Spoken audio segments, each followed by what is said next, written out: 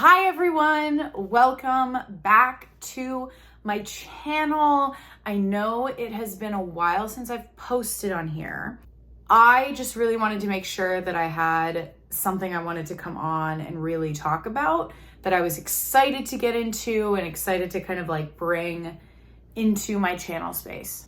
Part of my journey with what I want to do with this channel and with myself is become a more sustainable person and kind of just document that, and then also do research on those topics and bring that information to you guys.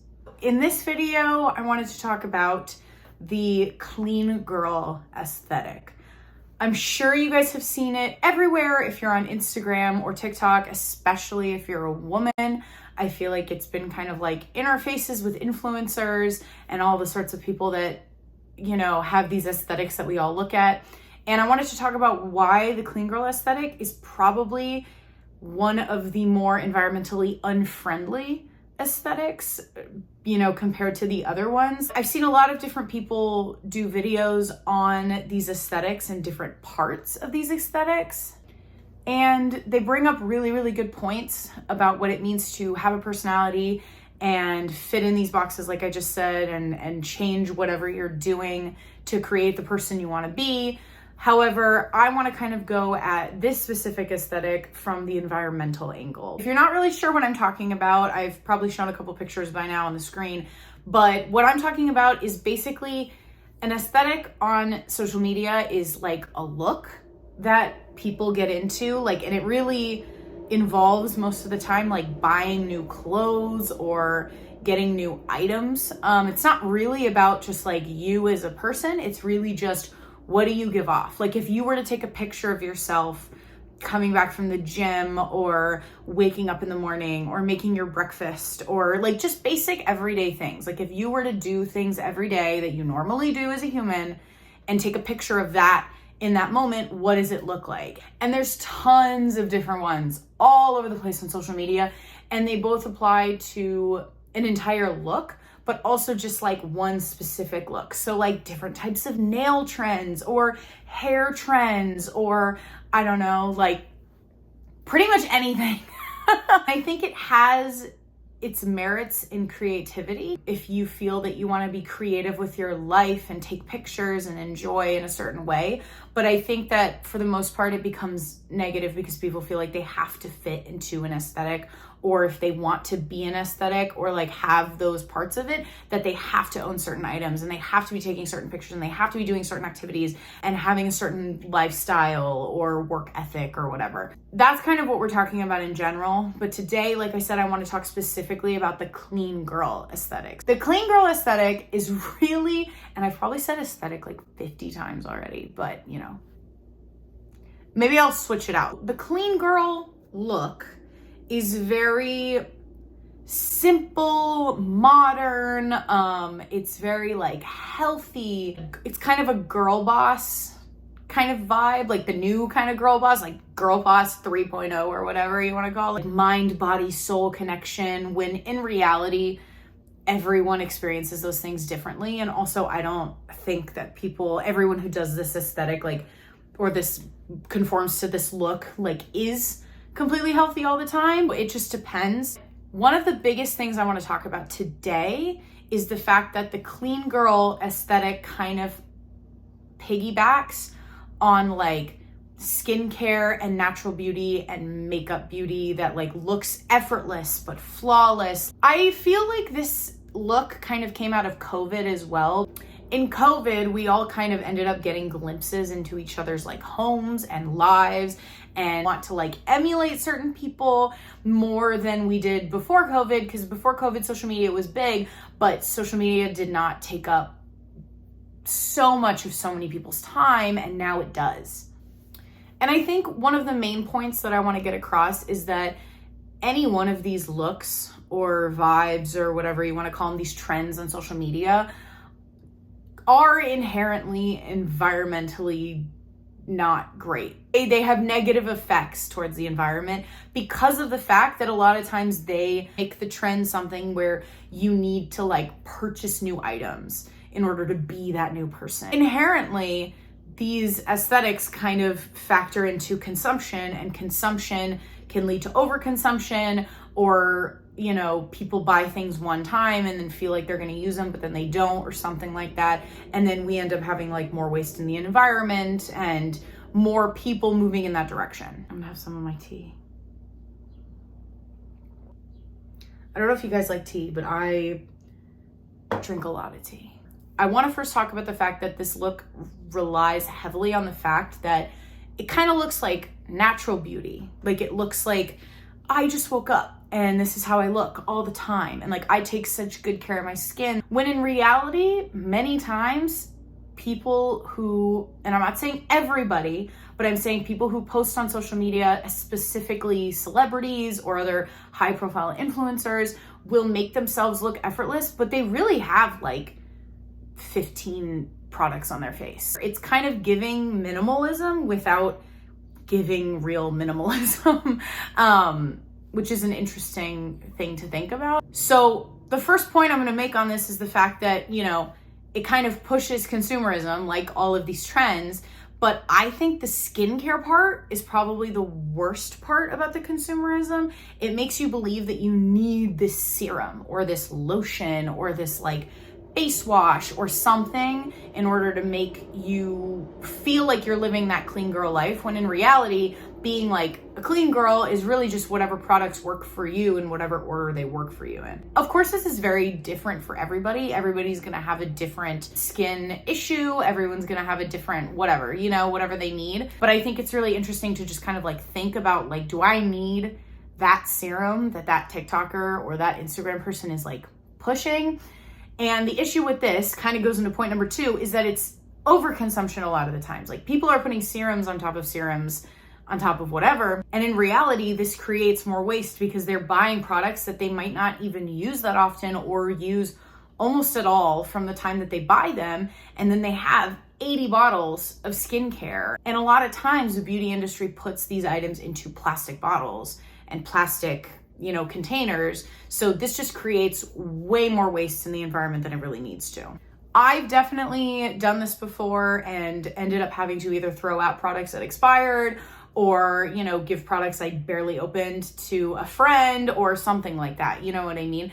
And I think that's why this trend is harder for me to think about in an environmental context. And I think it has more negative connotations towards the environment because it's so based around buying these items that don't have much of a way of being repurposed. You can't repurpose beauty products. I can't go to Goodwill and give them my used lipsticks or my used face serums or my used whatever because it's just unhygienic and they won't take it, you know, rightfully so. But it's not like clothing items where if I want to go on a trend and I get these clothes, if I don't find I can repurpose them, then I can take them to Goodwill and someone can buy them and wash them and wear them. It's not obviously the most perfect solution, but there's more of a solution for those things than beauty products. And of course, you know, the clothing industry has its own issues. The other items that I feel like get marketed are like headbands and like specific hair ties and hair clips that you need to like look cute while you're doing your skincare. And the other part of that is also single use beauty items. I don't understand the need to buy like the little sponges that get bigger when you put them underwater just to wash your face. They are creating so much more pollution, but because it's like trendy and cute and everyone wants to see it, they end up getting very popular. And the other item that actually I've seen a lot is like those foam whippers. It's like really, it's a cute plastic cup, but it's just so unnecessary because you can just do that with your hands and you don't need to foam up your face wash. So there's more plastic waste that's only getting really used for one purpose. And let's say 5 years from now, you switch to a non-foamy cleanser because it just works better for your skin.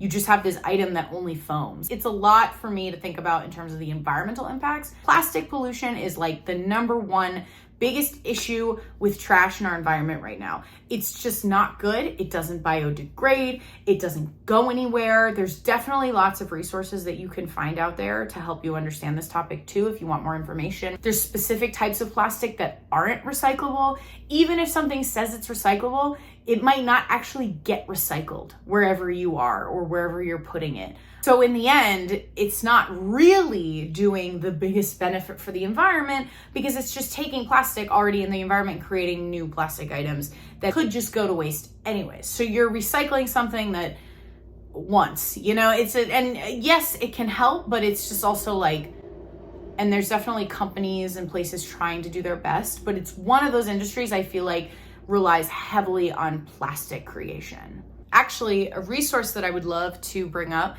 is this Instagram account called Dermangelo. It's a man named Angelo who's a dermatologist. He's fantastic. He actually looks at people's skincare routines and talks about like whether or not they're really helpful skincare routines. And, obviously also goes from the angle of like, why are we using single use items and stuff like that? So he's really interesting to follow. He's on Instagram. I'll link his account below so you can go look at that. But he can also tell you a lot of like the scientific backing behind whether or not to use certain products. Because of course, like I said, everyone's routine is different. Everyone's skin is different. Everyone decides things on their own that is good for them. Again, I am not a perfect person, and there is nobody in the world that is 100% sustainable as an individual. I think the point that I'd love to get across in this video and any other videos I do is that we can all make changes, no matter how small they are, to work towards understanding what we are doing to our environment and in turn what that is doing to us. I will say again, there are great videos on YouTube about the fact that these aesthetics and trends are just kind of like pulling away our personalities and making us feel as though we have to be a certain person. And if you like a trend or an aesthetic and you buy it and you find use in it and you find beauty in it and you enjoy what you have, I don't think there's a problem with it. But if you feel like you're buying things or doing things in order to look like you are that person, chances are you are already that person and you're doing what you want to do, and that's fine.